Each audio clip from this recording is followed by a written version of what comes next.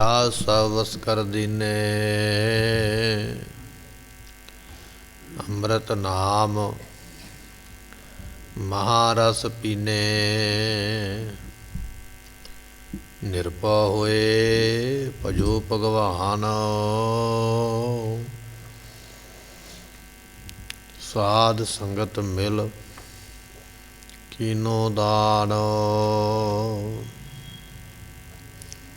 शरण परे प्रभ अंतरजामी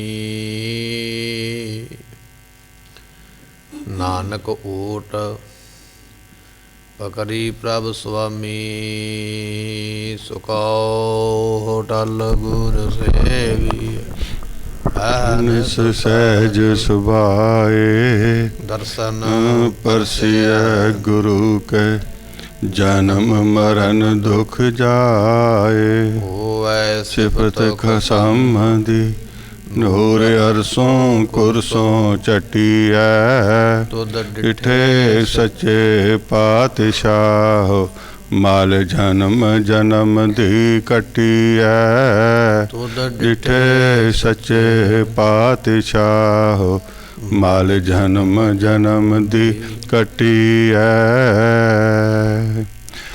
सतनाम श्री वाहिगुरु साहिब जीओ। राग गुजरी भगता की बाणी एक ओंकार सतगुर प्रसाद श्री कबीर दियो का चौपदा कार दूजा दूजा चार पाव दोए सिंह गुंग मुख तब कैसे गुण गई है उठत बैठत ठेगा पर है तब कत मूंडल कई है हर बिन बहन बिराने हुई है फाटे नाकन टूटे कांदन कोदो को पुस खई है चार पाव दोए सिंह गुंग मुख तब कैसे गुण गई है। वाहिगुरु जी का खालसा वाहिगुरु जी की फतेह। वालिए कुल आलम कृपा निदान गरीब नवाज सतगुरु गुरु ग्रंथ साहिब जियां दी पवित्र पावन हजूरी अंदर सुशोभित हो रही गुरु की संगत आप संगतां ने सतगुरां दे दरबार अंदर बैठ करके सतगुरां दी इलाही गुरबाणी दे कीर्तन दियां दातां सरवण कीतियां। इस वेले आपां सतगुरां दी गुरबाणी दी कथा विचार सरवण करदे हां। आओ कुछ समय वास्ते मन बिरतियां टकाइए बड़ी भावना नाल सतगुरां दे इस शब्द नूं सरवण करिए मिल के आखिए सतनाम श्री वाहिगुरु साहिब जी। सतनाम श्री वाहिगुरु साहिब जीओ। राग गुजरी भगता की बाणी एक ओंकार सतगुर प्रसाद। राग दा नाम गुजरी है जो सवेरे 7:30 बजे इस राग नूं गाया जा सकदा है। जिहड़े राग नूं गाउण वाले ने सवेरे 7:30 बजे ये राग गाया जा सकदा है अते भगतां दी बाणी इथों प्रारंभ हुई है।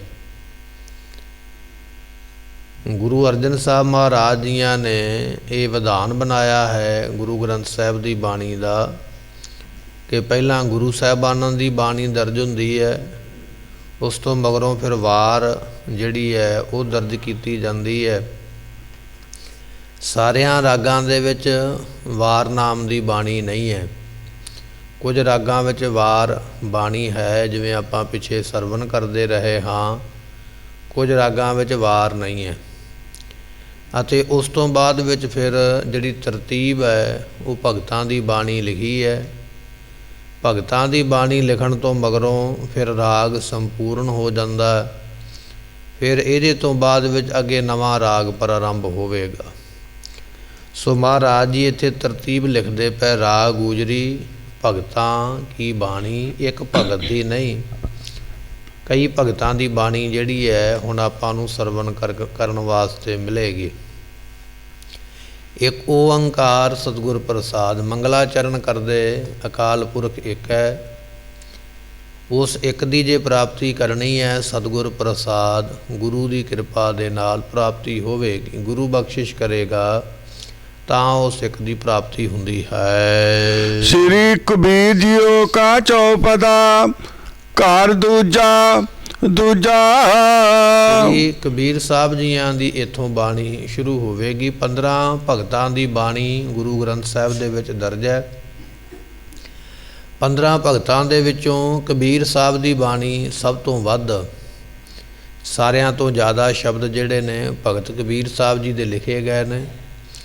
ਕਬੀਰ ਸਾਹਿਬ ਜੀ ਨੂੰ ਭਗਤਾਂ ਦੇ ਵਿੱਚੋਂ ਸ਼੍ਰੋਮਣੀ ਭਗਤ ਦਾ ਖਿਤਾਬ ਪ੍ਰਾਪਤ ਹੈ। 15 ਭਗਤਾਂ ਦੇ ਵਿੱਚੋਂ ਜਿਹੜੇ ਮੋਹਰੀ ਭਗਤ ਨੇ ਉਹ ਕਬੀਰ ਸਾਹਿਬ ਜੀ ਨੇ। ਸੋ ਕਬੀਰ ਸਾਹਿਬ ਜੀਆਂ ਦਾ ਇਹ ਸ਼ਬਦ ਹੈ। ਚੌਪਦਾ ਤੋਂ ਭਾਵ ਹੈ ਵੀ 4 ਇਹਦੀਆਂ ਪੌੜੀਆਂ, 4 ਇਹਦੇ ਬੰਦ ਹੋਣਗੇ ਅਤੇ ਘਰ ਦੂਜੇ ਘਰ ਦੇ ਅੰਦਰ ਇਸ ਸ਼ਬਦ ਨੂੰ ਗਾਇਆ ਜਾਣਾ ਹੈ। ਜਿਹੜੇ ਰਾਗ ਵਿਦਿਆ ਪੜ੍ਹਨ ਵਾਲੇ ਨੇ ਉਹ ਇਸ ਸ਼ਬਦ ਨੂੰ ਇਸ ਤਰ੍ਹਾਂ ਪੜ੍ਹਨਗੇ। ਸੋ ਇਹ ਕਬੀਰ ਸਾਹਿਬ ਜੀਆਂ ਨੇ ਸ਼ਬਦ ਕਿੱਥੇ ਉਚਾਰਿਆ ਹੈ, ਉਹਦਾ ਕਾਰਨ ਕੀ ਸੀ, ਉਹ ਪਹਿਲਾਂ ਆਪਾਂ ਨੂੰ ਇੱਥੇ ਸਰਵਣ ਕਰਨਾ ਚਾਹੀਦਾ। ਸੋ ਕਬੀਰ ਸਾਹਿਬ ਜੀਆਂ ਨੇ ਇਹ ਸ਼ਬਦ ਉਦੋਂ ਉਚਾਰਿਆ, ਕਹਿਣ ਲੱਗੇ ਵੀ ਇੱਕ ਆਪਣੇ ਆਪ ਨੂੰ ਕਹਿਣ ਵਾਲਾ ਧਰਮਾਤਮਾ ਜਾਂ ਆਪਣੇ ਆਪ ਨੂੰ ਸਾਧੂ ਕਹਿਣ ਵਾਲਾ ਵਿਅਕਤੀ ਜਿਹੜਾ ਹੈ ਨਾ, ਇਹ ਲੋਕਾਂ ਦੇ ਘਰ ਵਿੱਚੋਂ ਮੰਗਣਾ ਛੱਡ ਕੇ, ਮਧੂਕੜੀ ਲੈਣ ਜਾਣਾ, ਘਰਾਂ ਵਿੱਚ ਮੰਗਣ ਜਾਣਾ ਛੱਡ ਕੇ ਇੱਕ ਬੰਦੇ ਦੇ ਘਰ ਵਿੱਚ ਜਿਹੜਾ ਗ੍ਰਸਤੀ ਹੈ ਉਹਦੇ ਘਰ ਵਿੱਚ ਬੈਠ ਗਿਆ। ਗ੍ਰਸਤੀ ਵਿਅਕਤੀ ਨੇ ਇਸ ਨੂੰ ਆਪਣੇ ਘਰ ਦਾ ਚੁਬਾਰਾ ਦੇ ਦਿੱਤਾ ਵੀ ਮੇਰੇ ਘਰ ਦੇ ਚੁਬਾਰੇ ਵਿੱਚ ਹੈ ਮਹਾਤਮਾ ਜੀ ਹੈ, ਸਾਧੂ ਸੰਤ ਜੀ ਰਿਹਾ ਕਰੋ। ਰਹਿੰਦਾ ਹੈ ਇਹਦੇ ਵਾਸਤੇ ਛਕਣ ਵਾਸਤੇ ਭੋਜਨ, ਜਦੋਂ ਵੀ ਇਸ ਨੇ ਮੰਗਣਾ ਉਦੋਂ ਤਿਆਰ ਕਰਕੇ ਭੋਜਨ ਇਸ ਨੂੰ ਦੇ ਦੇਣਾ। ਇਸ ਵਿਅਕਤੀ ਨੇ ਭੋਜਨ ਛਕਣਾ ਅਤੇ ਸਾਰੇ ਪਰਿਵਾਰ ਨੂੰ ਔਰ ਪਿੰਡ ਨੂੰ ਕਹਿ ਰੱਖਿਆ ਸੀ ਵੀ ਮੇਰੇ ਚੁਬਾਰੇ ਵਿੱਚ ਕੋਈ ਨਾ ਆਵੇ। ਹੁਣ ਪਿੰਡ ਵਾਲੇ ਸਮਝਦੇ ਸਨ ਵੀ ਸ਼ਾਇਦ ਇਹ ਪ੍ਰਸ਼ਾਦਾ ਛਕ ਕੇ ਤੇ ਬਾਅਦ ਵਿੱਚ ਸਮਾਧੀ ਲਾਉਂਦਾ ਹੋਵੇਗਾ, ਸਿਮਰਨ ਕਰਦਾ ਹੋਵੇਗਾ। ਪਰ ਸਿਮਰਨ ਤੇ ਕੀ ਕਰਨਾ ਹੈ, ਪ੍ਰਸ਼ਾਦਾ ਛਕ ਕੇ ਤੇ ਸੌਂ ਜਾਇਆ ਕਰੇ। ਜਦੋਂ ਕਿਤੇ ਭੁੱਖ ਲੱਗੇ ਫਿਰ ਉੱਠਿਆ ਕਰੇ, ਕੁਝ ਖਾਣ ਦੀ ਫਿਰ ਮੰਗ ਕਰਿਆ ਕਰੇ। ਇਸ ਤਰ੍ਹਾਂ ਹੀ ਜੀਵਨ ਇਸ ਦਾ ਨਿਕਲਦਾ ਗਿਆ। ਇੱਕ ਦਿਨ ਕਬੀਰ ਸਾਹਿਬ ਜੀਆਂ ਨੂੰ ਮਿਲ ਪਿਆ। ਕਬੀਰ ਸਾਹਿਬ ਜੀ ਕਹਿਣ ਲੱਗੇ ਵੀ ਪਹਿਲੀ ਤੇ ਗੱਲ ਹੈ, ਜਿਹੜਾ ਸਾਧੂ ਬਣ ਜਾਂਦਾ ਹੈ, ਸੰਨਿਆਸ ਲੈ ਲੈਂਦਾ, ਘਰ ਬਾਹਰ ਛੱਡ ਦਿੰਦਾ, ਕਿਸੇ ਦੇ ਘਰ ਰਹਿਣਾ ਨਹੀਂ ਚਾਹੀਦਾ। ਮੰਗ ਕੇ ਜੋ ਪ੍ਰਸ਼ਾਦਾ ਹੈ, ਭੋਜਨ ਹੈ, ਤੂੰ ਛਕ ਤੇ ਫਿਰ ਆਪਣਾ ਰੱਬ ਦੀ ਬੰਦਗੀ ਕਰਿਆ ਕਰ। ਤੂੰ ਇਹਨਾਂ ਗ੍ਰਸਤੀਆਂ ਦੇ ਘਰ ਵਿੱਚ ਰਹਿਣਾ, ਰੋਜ਼ ਇਹਨਾਂ ਦਾ ਭੋਜਨ ਛਕਦਾ ਹੈ, ਬੰਦਗੀ ਜਾਂ ਕਰਿਆ ਕਰ, ਜਾਂ ਫਿਰ ਵਾਹਿਗੁਰੂ ਦਾ ਸਿਮਰਨ ਕਰ, ਰੱਬ ਦੇ ਨਾਮ ਦਾ ਸਿਮਰਨ ਕਰ। ਜੇ ਸਿਮਰਨ ਨਹੀਂ ਕਰ ਸਕਦਾ ਫਿਰ ਸਤ ਸੰਗਤ ਕਰਿਆ ਕਰ। ਜੇ ਸਤ ਸੰਗਤ ਵੀ ਨਹੀਂ ਕਰ ਸਕਦਾ ਫਿਰ ਜਿਹੜੇ ਤੈਨੂੰ ਭੋਜਨ ਛਕਾਉਂਦੇ ਨੇ ਉਹਨਾਂ ਦੀਆਂ ਮਨ ਦੀਆਂ ਕਾਮਨਾ ਪੂਰੀਆਂ ਕਰ। ਤਿੰਨਾਂ ਕੰਮਾਂ ਵਿੱਚੋਂ ਤੈਨੂੰ ਇੱਕ ਕੰਮ ਕਰਨਾ ਚਾਹੀਦਾ। ਤੂੰ ਇਹਨਾਂ ਦੇ ਘਰ ਦਾ ਭੋਜਨ ਛਕਦਾ, ਜਾਂ ਰੱਬ ਦਾ ਸਿਮਰਨ ਕਰ, ਜਾਂ ਸਤ ਸੰਗਤ ਕਰ, ਜਾਂ ਇਹਨਾਂ ਦੀਆਂ ਮਨ ਦੀਆਂ ਕਾਮਨਾ ਪੂਰੀਆਂ ਕਰ, ਤੇ ਖਾ ਕੇ ਸੌ ਨਾ ਜਾਇਆ ਕਰ। ਲੇਖਾ ਬੜਾ ਡਾਢਾ ਹੈ। ਇਹ ਜਿਹੜਾ ਪਖੰਡੀ ਸਾਧੂ ਸੀ ਕਬੀਰ ਸਾਹਿਬ ਨਾਲ ਝਗੜ ਪਿਆ, ਕਹਿਣ ਲੱਗਾ ਵੀ ਤੇਰੇ ਵਰਗੇ ਕਈ ਆਏ ਮੈਨੂੰ ਦੱਸਣ ਵਾਲੇ, ਕਹਿਣ ਵਾਲੇ, ਮੈਂ ਤੇ ਬੜਾ ਵੱਡਾ ਮਹਾਤਮਾ ਹਾਂ, ਮੈਂ ਤੇਰੇ ਆਖੇ ਨਹੀਂ ਲੱਗਾਂਗਾ, ਮੈਂ ਤੇ ਮਰਜ਼ੀ ਕਰਾਂਗਾ। ਕਹਿਣ ਲੱਗੇ ਸਮਾਂ ਬਤੀਤ ਹੋ ਗਿਆ ਤੇ ਫਿਰ ਇਹ ਜਿਹੜਾ ਸਾਧੂ ਬਣਿਆ ਸੀ ਇਹਦੀ ਮੌਤ ਹੋ ਗਈ। ਜਿੰਨੀ ਉਮਰਾਂ ਰੱਬ ਵੱਲੋਂ ਲਿਖਵਾਈ ਹੈ ਭੋਗ ਕੇ ਮਰ ਗਿਆ। ਰੱਬ ਨੇ ਇਹਦਾ ਲੇਖਾ ਨਿਬੇੜਨ ਵਾਸਤੇ ਕਹਿਣ ਲੱਗੇ ਅਗਲਾ ਜਨਮ ਜਿਹੜਾ ਸੀ ਇਸ ਨੂੰ ਬੈਲ ਦਾ ਦਿੱਤਾ, ਬਲਦ ਦਾ ਜਨਮ ਦਿੱਤਾ, ਤੇ ਬਲਦ ਬਣ ਕੇ ਉਸੇ ਘਰ ਵਿੱਚ ਹੀ ਜਨਮਿਆ ਜਿਸ ਘਰ ਵਿੱਚ ਪਲੰਘੇ ਤੇ ਬੈਠ ਕੇ ਭੋਜਨ ਛਕਦਾ ਸੀ, ਪਰ ਰੱਬ ਦਾ ਨਾਂ ਨਹੀਂ ਸੀ ਲੈਂਦਾ। ਕਹਿੰਦਾ ਸੀ ਇਹ ਮੇਰਾ ਅਧਿਕਾਰ ਹੈ, ਮੈਂ ਮਰਜ਼ੀ ਨਾਲ ਹੀ ਲਵਾਂਗਾ, ਮੰਗਾਂਗਾ ਔਰ ਛਕਾਂਗਾ। ਜਦੋਂ ਬੈਲ ਦਾ ਜਨਮ ਹੋਇਆ, ਕੁਝ ਸਾਲ ਲੰਘੇ ਤੇ ਜਦੋਂ ਹਲ ਜੋਣ ਦੇ ਯੋਗ ਹੋ ਗਿਆ ਨਾ, ਘਰਦਿਆਂ ਨੇ ਵੇਖਿਆ ਵੀ ਹੁਣ ਇਸ ਨੂੰ ਹਲ 'ਤੇ ਜੋਇਆ ਜਾ ਸਕਦਾ, ਹਲ ਖਿੱਚੇਗਾ, ਗੱਡਾ ਖਿੱਚੇਗਾ। ਤੇ ਉਹ ਜਿਹੜੇ ਮਾਲਕ ਸਨ ਇਹਨੂੰ ਆਪਣੇ ਖੇਤ ਲੈ ਗਏ। ਜਦੋਂ ਪੰਜਾਲੀਏ ਦੇ ਗਲ ਵਿੱਚ ਪਾਈ, ਇਹ ਤੁਰੇ ਹੀ ਨਾ। ਉਹੀ ਬਿਰਤੀ ਪਹਿਲੇ ਵਾਲੀ ਵੀ ਮੈਂ ਨਹੀਂ ਕੁਝ ਕਰਨਾ, ਕੇਵਲ ਬਹਿ ਕੇ ਖਾਣਾ ਹੈ। ਹੁਣ ਉਸ ਜ਼ਿਮੀਂਦਾਰ ਮਾਲਕ ਨੇ ਕੁੱਟਿਆ ਬਹੁਤ, ਡੰਡੇ ਦੇ ਨਾਲ ਕੁੱਟ-ਕੁੱਟ ਕੇ ਲਹੂ ਕੱਢਿਆ, ਪਰ ਤੁਰੇ ਨਾ, ਬਹਿ ਜਾਇਆ ਕਰੇ, ਥੋੜ੍ਹਾ ਜਿਹਾ ਤੁਰੇ ਬੈਠ ਜਾਇਆ ਕਰੇ। ਨੇੜਿਓਂ ਦੀ ਇੱਕ ਰਸਤਾ ਲੰਘਦਾ, ਕਬੀਰ ਸਾਹਿਬ ਜੀ ਲੰਘੇ ਜਾ ਰਹੇ ਸਨ ਤੇ ਉਹਨਾਂ ਨੇ ਵੇਖਿਆ ਵੀ ਸਾਰੇ ਜੀ ਕੁੱਟਦੇ ਪਏ ਪਰ ਤੁਰਦਾ ਨਹੀਂ, ਕਾਰਨ ਕੀ ਹੈ?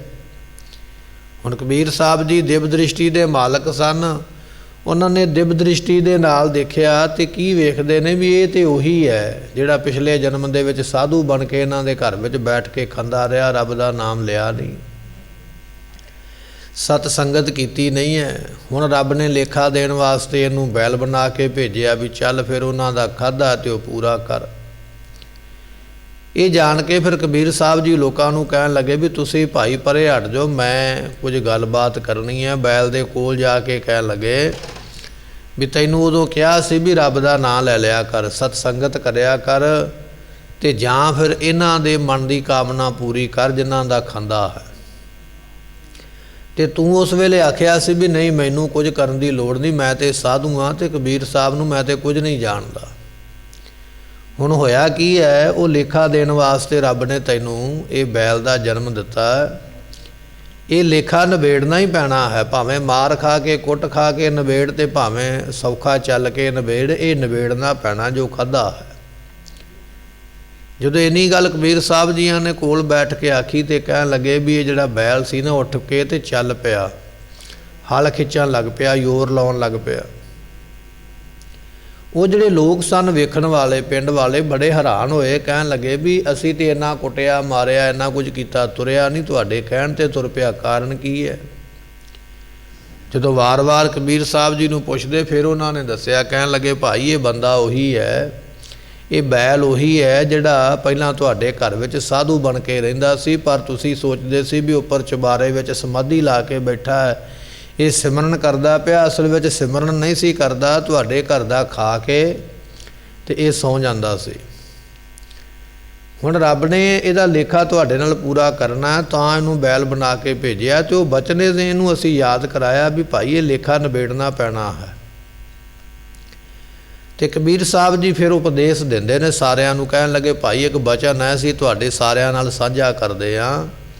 ਉਹ ਬਚਨ ਕੀ ਹੈ? ਇੱਥੇ ਉਪਦੇਸ਼ ਮਹਾਰਾਜ ਨੇ ਉਹ ਸ਼ਬਦ ਲਿਖਿਆ ਜੋ ਆਪਾਂ ਸਰਵਨ ਕਰਨ ਜਾ ਰਹੇ ਹਾਂ। ਚਾਰ ਪਾਵ ਦੋਇ ਸਿੰਘ ਗੁੰਗ ਮੁਖ, ਤਬ ਕੈਸੇ ਗੁਣ ਗਈ ਹੈ। ਕਿ ਭਾਈ ਪਿਆਰਿਓ ਬਚਨ ਇਹ ਹੈ, ਅਸੀਂ ਤੁਹਾਨੂੰ ਹੀ ਸਾਰਿਆਂ ਨੂੰ ਇਹ ਗੱਲ ਆਖਦੇ ਹਾਂ ਵੀ ਰੱਬ ਦਾ ਨਾਮ ਜਪ ਲਓ, ਮਨੁੱਖਾ ਜਨਮ ਦੇ ਵਿੱਚ ਜਿੰਨਾ ਜਪਿਆ ਜਾਂਦਾ।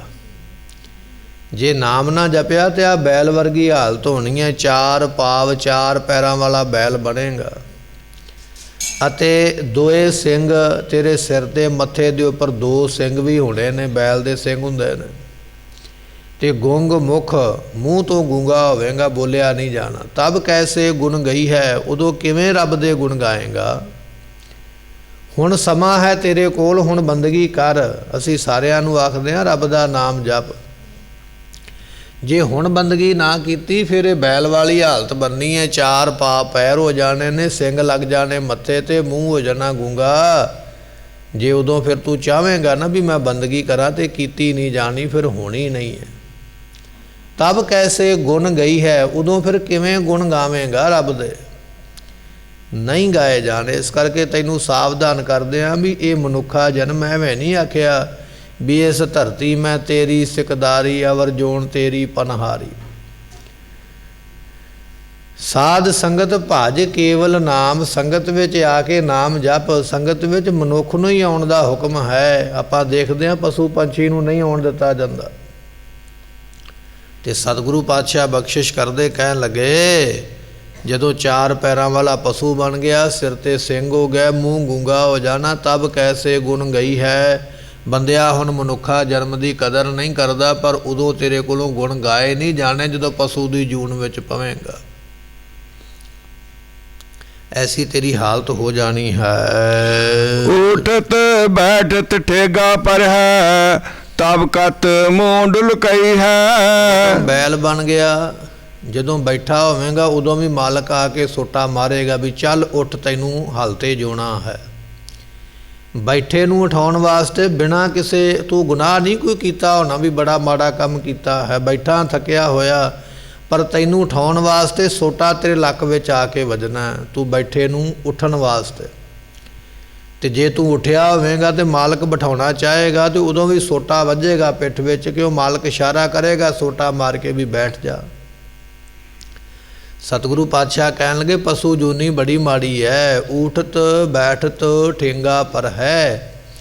ਉੱਠਣ ਲੱਗਿਆਂ ਵੀ ਡੰਡਾ ਪਵੇਗਾ, ਬੈਠਣ ਲੱਗਿਆਂ ਵੀ ਡੰਡਾ ਪਵੇਗਾ। ਤਬ ਕਤ ਮੂੰਡ ਲੁਕਈ ਹੈ, ਫਿਰ ਮੂੰਹ ਕਿੱਥੇ ਲੁਕਾਵੇਂਗਾ? ਕੁਝ ਲੋਕ ਤੇ ਮੂੰਹ ਦੇ ਉੱਪਰ ਹੀ ਡੰਡਾ ਮਾਰਦੇ ਜਾਂ ਮੱਥੇ ਵਿੱਚ ਡੰਡਾ ਮਾਰਦੇ, ਤੇ ਕੁਝ ਲੋਕ ਨਾਸਾਂ ਤੇ ਡੰਡਾ ਮਾਰਦੇ ਨੇ। ਮਹਾਰਾਜ ਕਹਿਣ ਲੱਗੇ ਜਦੋਂ ਪਸ਼ੂ ਬਣ ਗਏ ਨਾ, ਉਹ ਡੰਡਾ ਫਿਰ ਮੂੰਹ ਤੇ ਖਾਣਾ ਹੀ ਪੈਣਾ, ਮੂੰਹ ਲੁਕਾ ਨਹੀਂ ਸਕਦਾ, ਬਚਾ ਨਹੀਂ ਸਕਦਾ। ਤੇ ਸਤਿਗੁਰੂ ਪਾਤਸ਼ਾਹ ਕਹਿਣ ਲੱਗੇ ਇਹ ਭਾਈ ਤੇਰੀ ਹਾਲਤ ਹੈ ਜਿਹੜੀ ਅਗਲੇ ਜਨਮ ਦੇ ਵਿੱਚ ਹੋਣੀ ਹੈ ਜਾਂ ਪਸ਼ੂ ਬਣ ਕੇ ਹੋਣੀ ਹੈ, ਉਹ ਤੈਨੂੰ ਦੱਸਦੇ ਪਏ ਆ ਵੀ ਉੱਠਦਿਆਂ ਬੈਠਦਿਆਂ ਸੋਟੇ ਵੱਜਣਗੇ, ਉਦੋਂ ਮੂੰਹ ਲੁਕਾਇਆ ਵੀ ਲੁਕੇਗਾ ਨਹੀਂ। ਕਬੀਰ ਜਮ ਕਾ ਠੇਂਗਾ ਬੁਰਾ ਹੈ, ਉਹ ਨਹੀਂ ਸਹਿਆ ਜਾਏ। ਇਸ ਤੋਂ ਅੱਗੇ ਫਿਰ ਜਮਾਂ ਦਾ ਡੰਡਾ ਵੱਜਣਾ ਉਹ ਵੀ ਨਹੀਂ ਸਹਿਆ ਜਾਣਾ। ਬਲਦ ਨੇ ਤੇ ਡੰਡਾ ਵੱਜਾ ਸਹਾਰ ਲੈਣਾ ਹੈ, ਪਰ ਬੰਦਿਆ ਜਦੋਂ ਜਮਾਂ ਦਾ ਡੰਡਾ ਵੱਜੇਗਾ ਨਾ, ਕਹੋ ਕਬੀਰ ਤਬ ਹੀ ਨਰ ਜਾਗੈ, ਜਮ ਕਾ ਡੰਡ ਮੂੰਡ ਮੈਂ ਲੱਗੈ। ਤੇ ਜਮ ਕਾ ਠੇਂਗਾ ਬੁਰਾ ਹੈ, ਉਹ ਨਹੀਂ ਸਹਿਆ ਜਾਏ। ਉਹ ਜਮਾਂ ਦਾ ਡੰਡਾ ਬੜਾ ਔਖਾ ਹੈ, ਝੱਲਿਆ ਨਹੀਂ ਜਾਣਾ। ਇਸ ਕਰਕੇ ਪਸ਼ੂ ਜਨਮ ਤੋਂ ਜਾਣ ਤੋਂ ਪਹਿਲਾਂ ਬੰਦਗੀ ਕਰ ਲੈਣਾ ਕਰੋ। ਹਰ ਬਿਨ ਬੈਲ ਬਰਾਨੇ ਹੋਇਆ। ਗੁਰੂ ਪਾਤਸ਼ਾਹ ਕਹਿਣ ਲੱਗੇ ਹਰੀ ਪਰਮਾਤਮਾ ਦਾ ਜੇ ਨਾਮ ਨਹੀਂ ਜਪਿਆ ਤੇ ਹਾਲਤ ਜਿਹੜੀ ਹੈ ਨਾ ਬਰਾਨੇ ਬੈਲ ਵਰਗੀ ਹੋਣੀ ਹੈ। ਬਰਾਨਾ ਬੈਲ, ਬਰਾਨਾ ਕਹਿੰਦੇ ਨੇ ਉਜਾੜ ਬੀਆਬਾਨ ਲਾਕਾ, ਉਹੋ ਜਿਹੀ ਹਾਲਤ ਹੋ ਜਾਣੀ ਹੈ। ਉਹੋ ਜਿਹਾ ਤੇਰਾ ਸੁਭਾਅ ਬਣ ਜਾਣਾ, ਜੰਗਲ ਵਿੱਚ ਤੈਨੂੰ ਛੱਡ ਆਉਣਾ ਹੈ ਤੇ ਤੇਰੇ ਕੋਲੋਂ ਖਾਧਾ ਕੁਝ ਜਾਣਾ ਨਹੀਂ, ਕਿਉਂਕਿ ਬੈਲ ਬੁੱਢਾ ਹੋ ਗਿਆ, ਹੁਣ ਘਰ ਦੇ ਕੰਮ ਜੋਗਾ ਰਹਿ ਨਹੀਂ ਗਿਆ, ਦੰਦ ਉਹਦੇ ਟੁੱਟ ਗਏ ਨੇ, ਤੁਰਿਆ ਉਹਦੇ ਕੋਲੋਂ ਜਾਂਦਾ ਨਹੀਂ। ਤੇ ਫਿਰ ਉਸ ਨੂੰ ਬਿਰਾਨੇ ਕਹੀਏ ਜੰਗਲ ਵਿੱਚ ਛੱਡ ਆਉਂਦੇ ਵੀ ਚੱਲ ਇੱਥੇ ਰਹਿੰਦਾ ਰਵੇ, ਤੇ ਨਾ ਉੱਥੇ ਖਾਣ ਨੂੰ ਮਿਲੇਗਾ ਤੇ ਨਾ ਉੱਥੇ ਬੈਠਣ ਨੂੰ ਜਗ੍ਹਾ ਮਿਲੇਗੀ, ਸਗੋਂ ਹਰ ਵੇਲੇ ਡਰ ਬਣਿਆ ਰਹੇਗਾ ਜੰਗਲੀ ਜਾਨਵਰਾਂ ਦਾ। ਪਾਤਸ਼ਾਹ ਕਹਿਣ ਲੱਗੇ ਐ ਮਨੁੱਖ ਰੱਬ ਦੀ ਬੰਦਗੀ ਨਹੀਂ ਕਰਦਾ, ਹਾਲਤ ਤੇਰੀ ਉਸ ਜੰਗਲੀ ਬੈਲ ਵਰਗੀ ਹੋ ਜਾਣੀ ਹੈ। ਹਾਲਤ ਇਸ ਤਰ੍ਹਾਂ ਦੀ ਬਣ ਜਾਣੀ ਹੈ ਵੀ ਹਰ ਵੇਲੇ ਜਮਾਂ ਦਾ ਡਰ ਤੇਰੇ ਸਿਰ ਤੇ ਬਣਿਆ ਰਹਿਣਾ ਹੈ। ਫਿਰ ਬਖਸ਼ਿਸ਼ ਕਰਦੇ ਹਨ ਹਰ ਬਿਨ ਬੈਲ ਬਿਰਾਨੇ ਹੋਈ ਹੈ। ਆਪਾਂ ਇਸ ਤਰ੍ਹਾਂ ਕਹਿ ਸਕਦੇ ਹਾਂ ਬਗਾਨੇ ਬੈਲ ਵਰਗੀ। ਬਗਾਨਾ ਬੈਲ ਉਹਨੂੰ ਕਿਹਾ ਜਾਂਦਾ ਜਿਹੜਾ ਮੰਗਿਆ ਹੋਇਆ। ਜਿਸ ਮਾਲਕ ਨੇ ਬੈਲ ਰੱਖਿਆ ਨਾ, ਪਸ਼ੂ ਰੱਖਿਆ, ਉਹਨੂੰ ਫਿਰ ਵੀ ਤਰਸ ਆ ਜਾਂਦਾ ਵੀ ਮੈਂ ਰੱਖਿਆ, ਮੈਂ ਇਹਨੂੰ ਪੱਠੇ ਪਾਉਣੇ ਨੇ, ਚਾਰਾ ਪਾਉਣਾ ਹੈ, ਇਹਨੂੰ ਪਾਣੀ ਪਿਲਾਉਣਾ ਹੈ, ਇਹਨੂੰ ਧੁੱਪੇ ਜਾਂ ਛਾਵੇਂ ਕਰਨਾ। ਉਹਨੇ ਰੱਖਿਆ ਹੈ, ਉਹਦਾ ਮੋਹ ਪੈ ਗਿਆ ਤੇ ਫਿਰ ਵੀ ਕੋਈ ਨਾ ਕੋਈ ਤੇ ਉਹ ਉਹਦੀ ਰਾਖੀ ਕਰਦਾ ਹੈ। ਪਰ ਜਿਸ ਜਾਨਵਰ ਨੂੰ ਕੋਈ ਗੁਆਂਢੀ ਮੰਗ ਕੇ ਲੈ ਜਾਵੇ, ਮੰਨ ਲਓ ਬੈਲ ਹੀ ਮੰਗ ਕੇ ਕੋਈ ਲੈ ਗਿਆ, ਤੇ ਅਗਲੇ ਨੇ ਇਹ ਨਹੀਂ ਵੇਖਣਾ ਵੀ ਮੈਂ ਮੰਗ ਕੇ ਲਿਆਂਦਾ ਵੀ ਇਹਨੂੰ ਪਹਿਲਾਂ ਪੱਠੇ ਪਾਵਾਂ ਜਾਂ ਚਾਰਾ ਪਾਵਾਂ ਜਾਂ ਇਹਨੂੰ ਨਵਾਵਾਂ, ਨਹੀਂ। ਉਹਨੇ ਵੇਖਣਾ ਵੀ ਮੈਂ ਮੰਗ ਕੇ ਲਿਆਂਦਾ, ਹੁਣ ਆਸਾਨ ਤੇ ਚੁੱਕਿਆ ਹੀ ਹੈ, ਮੈਂ ਵੱਧ ਤੋਂ ਵੱਧ ਤੋਂ ਕੰਮ ਲਵਾਂ ਜਿੰਨਾ ਲੈ ਸਕਦਾ। ਤੇ ਫਿਰ ਉਹ ਕੀ ਕਰੇਗਾ? ਸਵੇਰ ਤੋਂ ਲੈ ਕੇ ਸ਼ਾਮ ਤੱਕ ਹਲ 'ਤੇ ਵਾਹੁੰਦਾ, ਸਵੇਰ ਤੋਂ ਲੈ ਕੇ ਸ਼ਾਮ ਤੱਕ ਗੱਡੇ 'ਤੇ ਵਾਹੁੰਦਾ, ਨਾ ਉਹ ਪਾਣੀ ਪੀਣ ਨੂੰ ਦਿੰਦਾ, ਨਾ ਉਹ ਚਾਰਾ ਪਾਉਂਦਾ ਹੈ। ਤੇ ਸਾਰਾ ਦਿਨ ਵਾਹ ਵਾਹ ਕੇ ਭੁੱਖੇ ਦਾ ਜ਼ੋਰ ਲਵਾ ਕੇ ਜਦੋਂ ਵੇਖਿਆ ਵੀ ਹੁਣ ਰਾਤ ਪੈ ਗਈ ਹੈ, ਉਦੋਂ ਉਸ ਨੂੰ ਬਲਦ ਨੂੰ ਫੜਨਾ ਤੇ ਫਿਰ ਮਾਲਕ ਦੇ ਘਰੇ ਲਿਆ ਕੇ ਛੱਡ ਦੇਣਾ ਵੀ ਤੁਹਾਡਾ ਧੰਨਵਾਦ, ਤੁਸੀਂ ਸਾਨੂੰ ਬੈਲ ਦਿੱਤਾ, ਪਰ ਉਹਨੂੰ ਪਾਇਆ ਕੁਝ ਨਹੀਂ, ਨਾ ਪੱਠੇ ਪਾਏ ਨਾ ਪਾਣੀ ਪਿਲਾਇਆ। ਜਿਹੜਾ ਬੈਲ ਮੰਗ ਕੇ ਲੈ ਕੇ ਗਿਆ ਹੈ ਉਹ ਬੈਲ ਤੇ ਤਰਸ ਨਹੀਂ ਖਾਵੇਗਾ, ਉਹਨੂੰ ਪੱਠੇ ਜਾਂ ਪਾਣੀ ਨਹੀਂ ਪਿਲਾਵੇਗਾ, ਸਗੋਂ ਕੁੱਟ ਕੇ ਕੰਮ ਲਵੇਗਾ। ਤੇ ਸਤਿਗੁਰੂ ਪਾਤਸ਼ਾਹ ਕਹਿਣ ਲੱਗਿਆ ਬੰਦਿਆ ਰੱਬ ਦੇ ਸਿਮਰਨ ਤੋਂ ਬਿਨਾਂ ਤੇਰੀ ਹਾਲਤ ਜਿਹੜੀ ਹੈ ਨਾ ਉਹ ਬਗਾਨੇ ਬਲਦ ਵਾਲੀ ਬਣ ਜਾਣੀ ਹੈ ਕਿ ਤੈਨੂੰ ਹਰ ਵੇਲੇ ਮਾਰ ਤੇ ਪਵੇਗੀ, ਕਸ਼ਟ ਤੇ ਸਹਿਣਾ ਪਵੇਗਾ, ਪਰ ਪ੍ਰਾਪਤੀ ਕੋਈ ਨਹੀਂ ਹੋ। ਐਸੀ ਹਾਲਤ ਹੋ ਜਾਂਦੀ ਹੈ। ਫਾਟੇ ਨਾਕਨ ਟੂਟੇ ਕਾਂਦਨ ਕੋਦੋ ਕੋ ਪੁਸ ਖਈ ਹੈ। ਸਤਿਗੁਰੂ ਪਾਤਸ਼ਾਹ ਕਹਿਣ ਲੱਗੇ ਬੈਲ ਨੂੰ ਅੜੀਅਲ ਜਾਣ ਕੇ ਵੀ ਜਿਸ ਕੰਮ ਨੂੰ ਤੋਰੀਦਾ ਉਧਰ ਨੂੰ ਤੁਰਦਾ ਨਹੀਂ, ਮਾਲਕ ਨੇ ਨੱਕ ਪਾੜ ਕੇ ਤੇ ਉਹਦੇ ਵਿੱਚੋਂ ਦੀ ਰੱਸੀ ਲੰਘਾਉਣੀ ਹੈ, ਨੱਥ ਪਾਉਣੀ ਹੈ। ਫਾਟੇ ਨਾਕਨ, ਜਿਹੜਾ ਤੇਰਾ ਨੱਕ ਹੈ ਨਾ ਉਸ ਨੂੰ ਪਾੜ ਕੇ ਤੇ ਉਹਦੇ ਵਿੱਚੋਂ ਰੱਸੀ ਕੱਢੀ ਜਾਏਗੀ, ਕੱਢ ਕੇ ਤੇ ਫਿਰ ਨੱਥ ਪਾਈ ਜਾਏਗੀ ਤੇ ਨੱਥ ਤੋਂ ਫੜ ਕੇ ਤੈਨੂੰ ਖਿੱਚਣਗੇ ਤੇ ਫਿਰ ਤੈਨੂੰ ਦਰਦ ਹੋਵੇਗੀ। ਬੈਲ ਬੰਨਣਾ ਸੌਖਾ ਨਹੀਂ ਹੈ, ਬੜਾ ਔਖਾ ਹੈ। ਫਾਟੇ ਨਾਕਨ ਤੇ ਪਾਤਸ਼ਾਹ ਕਹਿਣ ਲੱਗੇ ਟੂਟੇ ਕਾਂਦਨ, ਕਾਂਦਨ ਨਾਮ ਕੰਧਾ, ਮੋਢੇ ਜਿਹੜੇ ਨੇ ਪੰਜਾਲੀ ਖਿੱਚ ਖਿੱਚ ਕੇ, ਮੋਢੇ ਜਿਹੜੇ ਨੇ ਧੌਣ ਜਿਹੜੀ ਹੈ ਗੱਡਾ ਖਿੱਚ ਖਿੱਚ ਕੇ, ਰੇੜਾ ਖਿੱਚ ਖਿੱਚ ਕੇ, ਇਹ ਵੀ ਵਿਚਾਰੇ ਟੁੱਟ ਜਾਣਗੇ। ਤਾਂ ਆਪਾਂ ਦੇਖਦੇ ਹਾਂ ਨਾ ਜਿਹੜੇ ਪਸ਼ੂ ਨੇ ਉਹਨਾਂ ਦੀ ਧੌਣ ਦੇ ਉੱਪਰ ਨਿਸ਼ਾਨ ਪਿਆ ਹੁੰਦਾ ਚੁੱਕ ਚੁੱਕ ਕੇ, ਜਾਂ ਖੋਤਾ ਹੈ ਖੱਚਰ ਹੈ, ਉਹ ਰੇੜੇ ਤੇ ਹਰ ਵੇਲੇ ਲੱਗੇ ਹੀ ਰਹਿੰਦੇ ਵਿਚਾਰੇ। ਰੇੜਾ ਖਿੱਚ ਖਿੱਚ ਕੇ ਇੱਟਾਂ ਦਾ ਭਾਰ ਚੁੱਕ ਚੁੱਕ ਕੇ ਉਹਨਾਂ ਦੇ ਧੌਣ ਦੇ ਉੱਪਰ ਜਾਂ ਲੱਕ ਦੇ ਉੱਪਰ ਨਿਸ਼ਾਨ ਪੈ ਜਾਂਦੇ ਰੱਸਿਆਂ ਦੇ, ਪਟਿਆਂ ਦੇ। ਸਤਿਗੁਰੂ ਪਾਤਸ਼ਾਹ ਕਹਿਣ ਲੱਗੇ ਫਾਟੇ ਨਾਕਨ, ਜੇ ਪਸ਼ੂ ਬਣ ਗਿਆ ਤੇ ਤੋਂ ਕੰਮ ਲੈਣ ਵਾਸਤੇ ਮਾਲਕ ਨੇ ਤੇਰਾ ਨੱਕ ਪਾੜ ਕੇ ਵਿੱਚੋਂ ਦੀ ਰੱਸਾ ਕੱਢਣਾ, ਨੱਥ ਪਾਉਣੀ ਹੈ। ਤੇ ਟੂਟੇ ਕਾਂਦਨ, ਤੇਰਾ ਕੰਧਾ ਮੋਢਾ ਟੁੱਟ ਜਾਏਗਾ ਖਿੱਚ ਖਿੱਚ ਕੇ ਰੇੜੇ ਨੂੰ, ਕਦੇ ਹਲ ਨੂੰ ਕੰਮ ਦੇ ਵਿੱਚ ਲਾ ਲਾ ਕੇ ਐਸੀ ਹਾਲਤ ਬਣ ਜਾਣੀ ਹੈ, ਮੋਢੇ ਵੀ ਟੁੱਟ ਜਾਣੇ।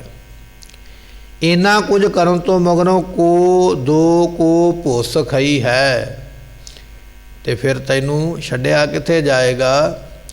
ਜਿਹੜੀ ਖੇਤੀ ਵੱਢ ਲਈ ਹੈ, ਮੰਨ ਲਓ ਵੀ ਕਣਕ ਬੀਜੀ ਹੈ, ਕਣਕ ਵੱਢ ਲਈ ਹੈ ਤੇ ਮਗਰੋਂ ਰਹਿ ਗਈ ਪਰਾਲੀ, ਤੇ ਛੱਡਿਆ ਜਾਏਗਾ ਪਰਾਲੀ ਤੇ ਵੀ ਜਾ ਜਾ ਕੇ ਇਸ ਪਰਾਲੀ ਨੂੰ, ਇਹ ਫੱਕ ਜਿਹੜੀ ਮਗਰ ਰਹਿ ਗਈ ਹੈ, ਫੂਸ ਰਹਿ ਗਿਆ, ਇਹਨੂੰ ਖਾ ਲਾ। ਝੋਨਾ ਵੱਢ ਲਿਆ ਜਾਏਗਾ, ਝੋਨੇ ਦੇ ਕੱਖ ਮਗਰੋਂ ਰਹਿ ਗਏ ਨੇ, ਗਲੇ ਹੋਏ, ਗਿੱਲੇ ਹੋਏ, ਖਰਾਬ ਹੋਏ, ਉੱਥੇ ਛੱਡਿਆ ਜਾਏਗਾ ਵੀ ਆਹ ਵੀ ਖਾ ਲਾ। ਬਾਜਰਾ ਵੱਢਿਆ ਜਾਏਗਾ, ਬਾਜਰਾ ਵੱਢ ਕੇ ਉਦੋਂ ਮਗਰੋਂ ਕੱਖ ਰਹਿ ਗਏ, ਫੋਗ ਰਹਿ ਗਿਆ, ਫੋਗ ਦਿੱਤਾ ਜਾਏਗਾ ਖਾਣ ਵਾਸਤੇ। ਜਾਂ ਕੋਧਰਾ ਵੱਢਿਆ ਜਾਏਗਾ, ਕੋਧਰੇ ਦਾ ਮੁੜ ਕੇ ਖੇਤ ਜਿਹੜਾ ਹੈ ਬਾਅਦ ਵਿੱਚ ਖਾਣ ਨੂੰ ਦਿੱਤਾ ਜਾਏਗਾ। ਕਹਿਣ ਲੱਗੇ ਵੀ ਇੰਨੀ ਮਿਹਨਤ ਕਰਕੇ ਨੱਕ ਵੀ ਪੜਵਾਇਆ, ਮੋਢੇ ਵੀ ਤੜਵਾ ਲਿਆ, ਜ਼ੋਰ ਲਾ ਲਾ ਕੇ ਕੰਮ ਤੇ ਸਾਰਾ ਦਿਨ ਕਰਦਾ ਰਿਹਾ, ਪਰ ਖਾਣ ਵਾਸਤੇ ਤੈਨੂੰ ਚੰਗਾ ਨਹੀਂ ਮਿਲਣਾ, ਉਹ ਰਹਿੰਦ ਖੂੰਹਦ ਜੂਠ ਹੀ ਮਿਲਣੀ ਹੈ ਬਾਕੀ ਪਸ਼ੂਆਂ ਦੀ। ਤੇ ਜ਼ਿਮੀਂਦਾਰ ਕੀ ਕਰਦੇ ਨੇ, ਜਿਸ ਖੁਰਲੀ ਤੇ ਜਿਸ ਥਾਂ ਤੇ ਮੱਝਾਂ ਬੱਧੀਆਂ ਹੁੰਦੀਆਂ ਨਾ, ਜਦੋਂ ਮੱਝਾਂ ਚਾਰਾ ਖਾ ਕੇ ਰੱਜ ਲੈਂਦੀਆਂ ਤੇ ਫਿਰ ਮੱਝਾਂ ਨੂੰ ਪਰੇ ਬੰਨ੍ਹ ਦਿੱਤਾ ਜਾਂਦਾ, ਤੇ ਉੱਥੇ ਲਿਆ ਕੇ ਬੈਲ ਜਾਂ ਝੋਟਾ ਜੋ ਵੀ ਹੈ ਹਲ ਵਿੱਚ ਲੱਗਣ ਵਾਲਾ ਜਾਨਵਰ ਫਿਰ ਉਹਨੂੰ ਬੱਧਾ ਜਾਂਦਾ, ਉਹ ਬਾਕੀ ਪਸ਼ੂਆਂ ਦੀ ਜੂਠ ਖਾਂਦਾ, ਬਚਿਆ ਖੁਚਿਆ ਜਿਹੜਾ ਮਾੜਾ ਮੋਟਾ ਬਚ ਗਿਆ ਉਹ ਖਾਂਦਾ। ਸਤਿਗੁਰੂ ਪਾਤਸ਼ਾਹ ਕਹਿਣ ਲੱਗੇ ਕੰਮ ਸਭ ਤੋਂ ਜ਼ਿਆਦਾ ਕੀਤਾ, ਮੱਝ ਨੇ ਹਲ ਨਹੀਂ ਵਾਇਆ, ਮੱਝ ਨੇ ਰੇੜਾ ਨਹੀਂ ਖਿੱਚਿਆ, ਗੱਡਾ ਨਹੀਂ ਖਿੱਚਿਆ, ਪਰ ਉਹਨੂੰ ਖਾਣ ਵਾਸਤੇ ਚੰਗੇ ਚੰਗੇ ਜਿਹੜੇ ਪਦਾਰਥ ਨੇ ਮਿਲੇ ਨੇ, ਕਦੇ ਉਸ ਨੂੰ ਵੰਡ ਪੈਂਦਾ, ਕਦੇ ਖਲ ਪੈਂਦੀ ਹੈ, ਕਦੇ ਹਰੇ ਹਰੇ ਪੱਠੇ ਪੈਂਦੇ ਨੇ, ਪਰ ਬੈਲ ਵਿਚਾਰਾ ਸਾਰਾ ਦਿਨ ਹਲ ਖਿੱਚਦਾ ਰਿਹਾ, ਜ਼ੋਰ ਲਾਉਂਦਾ ਰਿਹਾ, ਮਾਰ ਖਾਂਦਾ ਰਿਹਾ। ਜਦੋਂ ਖਾਣ ਦੀ ਵਾਰੀ ਆ ਗਈ, ਜਾਂ ਤੇ ਦੂਜੇ ਪਸ਼ੂਆਂ ਦਾ ਜੂਠਾ ਮਿਲੇਗਾ ਤੇ ਜਾਂ ਫਿਰ ਫੋਗ ਜਿਹੜਾ ਬਚਿਆ ਹੋਇਆ ਫੱਕ ਰਹਿ ਗਈ ਮਗਰ, ਜਿਹੜਾ ਬਚਿਆ ਹੋਇਆ ਵਾਧੂ ਪਦਾਰਥ ਰਹਿ ਗਿਆ, ਸੁੱਕੀ ਪਰਾਲੀ ਸੁੱਕੇ ਕੱਖ ਉਹੀ ਖਾਣ ਵਾਸਤੇ ਮਿਲਣਗੇ। ਐਸੀ ਹਾਲਤ ਪਸ਼ੂ ਬਣ ਕੇ ਹੁੰਦੀ ਹੈ। ਇਸ ਕਰਕੇ ਤੈਨੂੰ ਦੱਸਦੇ ਹਾਂ ਵੀ ਪਸ਼ੂ ਬਣਨ ਤੋਂ ਪਹਿਲਾਂ ਇਹ ਜਿਹੜਾ ਮਨੁੱਖਾ ਜਨਮ ਤੇਰੇ ਕੋਲ ਹੈ ਨਾ, ਰੱਬ ਦੀ ਬੰਦਗੀ ਕਰ ਲਾ ਜੇ ਕੀਤੀ ਜਾਂਦੀ ਹੈ, ਤਾਂ ਕਿ ਤੈਨੂੰ ਪਸ਼ੂ ਨਾ ਬਣਨਾ ਪਵੇ, ਪਸ਼ੂ ਬਣ ਕੇ ਮਾਰਾਂ ਨਾ ਖਾਣੀਆਂ ਪੈਣ, ਦੁੱਖ ਨਾ ਸਹਿਣੇ ਪੈਣ। ਇਸ ਕਰਕੇ ਬੰਦਿਆ ਰੱਬ ਦੇ ਨਾਮ ਨੂੰ ਜਪਿਆ ਕਰ। ਰਾਉ ਸਾਰੋ ਦਿਨ ਡੋਲਤ ਬਨ ਮਈਆ, ਅਜ ਹੋਣਾ ਭੇਟ ਗਈ ਹੈ। ਬੈਲ ਬੁੱਢਾ ਹੋ ਜਾਂਦਾ ਨਾ, ਹੁਣ ਮਾਲਕ ਵੇਖਦਾ ਵੀ ਇਹ ਚੱਲਣ ਜੋਗਾ ਨਹੀਂ ਰਹਿ ਗਿਆ, ਇਹਦੇ ਪੈਰ ਥੱਲਿਓਂ ਗਲ ਗਏ ਨੇ, ਖੁਰ ਵੀ ਗਲ ਗਏ ਨੇ, ਇਹ ਹੁਣ ਜ਼ੋਰ ਲਾਉਣ ਜੋਗਾ ਨਹੀਂ ਰਹਿ ਗਿਆ, ਹੁਣ ਤੇ ਕੇਵਲ ਇਹ ਸਾਡੇ ਤੇ ਭਾਰ ਬਣ ਗਿਆ, ਅਸੀਂ ਇਹਨੂੰ ਖਾਣਾ ਦੇਣਾ ਪਵੇਗਾ, ਚਾਰਾ ਦੇਣਾ ਪਵੇਗਾ, ਕੰਮ ਇਹਨੇ ਕਰਨਾ ਕੋਈ ਨਹੀਂ ਹੈ। ਫਿਰ ਮਾਲਕ ਕੀ ਕਰਦਾ ਹੈ, ਉਹਨੂੰ ਅਵਾਰਾ ਛੱਡ ਦਿੰਦਾ, ਘਰੋਂ ਰੱਸਾ ਖੋਲ੍ਹ ਦਿੰਦਾ, ਬਾਹਰ ਜੰਗਲ ਵਿੱਚ ਛੱਡ ਆਉਂਦਾ ਵੀ ਇੱਥੇ ਆਪੇ ਇਹ ਮਰ ਜਾਏਗਾ, ਖਪ ਜਾਏਗਾ। ਤੇ ਸਤਿਗੁਰੂ ਪਾਤਸ਼ਾਹ ਕਹਿਣ ਲੱਗੇ ਸਾਰੋ ਦਿਨ ਡੋਲਤ ਬਨ ਮਈਆ। ਹੁਣ ਉਹ ਵਿਚਾਰਾ ਬਲਦ ਹੋ ਗਿਆ, ਬੁੱਢਾ, ਉਹਦੇ ਦੰਦ ਗਏ ਨੇ ਟੁੱਟ, ਭੁੱਖ ਤੇ ਉਹਨੂੰ ਲੱਗੀ ਹੈ, ਤੇ ਉਹ ਸਾਰਾ ਦਿਨ ਵਿਚਾਰਾ ਜੰਗਲ ਦੇ ਗੇੜੇ ਕੱਢਦਾ ਰਹਿੰਦਾ।